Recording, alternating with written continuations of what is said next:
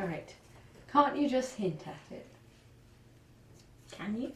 No, you can't, because that's the equivalent of not really representing it. It's basically queerbaiting, which is when you say something is queer to appeal to the queer community, but then you don't deliver on that same queer content.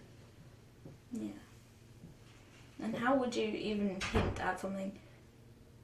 They might have maybe been almost closer than friends. Almost to the point of loving each other. Which just takes a lot more effort than just saying, oh yeah, they were probably. You can say, if you're worried about outing somebody, then you can say, this was, we have this evidence, I don't know, we are fairly certain that this person was queer.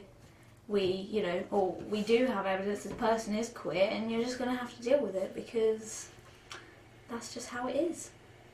Yeah, and if you want, you can be a bit, I guess, kind of tenuous with it. Not saying like, oh yeah, they're 100% full homo, but like, you can be like, well, We're fairly certain. Yeah.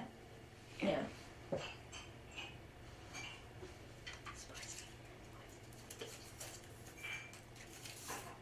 It's all about sex and genitals, which is not the case. A lot of the time you find that the stories are quite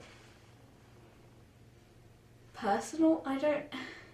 Which obviously it is always a kind of a personal thing, but more so in the way that it's very hidden, because obviously in the past it was illegal, and that's like quite the near past as well. And even still now we're dealing with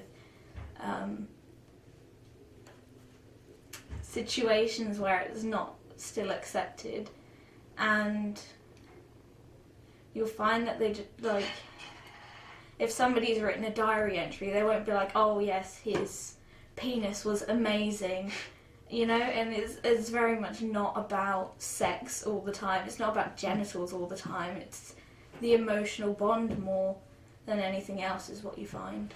Like, obviously there's a level of sex and genitals that's going to be there, but there's also that in heterosexual history and cisgender history. Yeah. Yeah.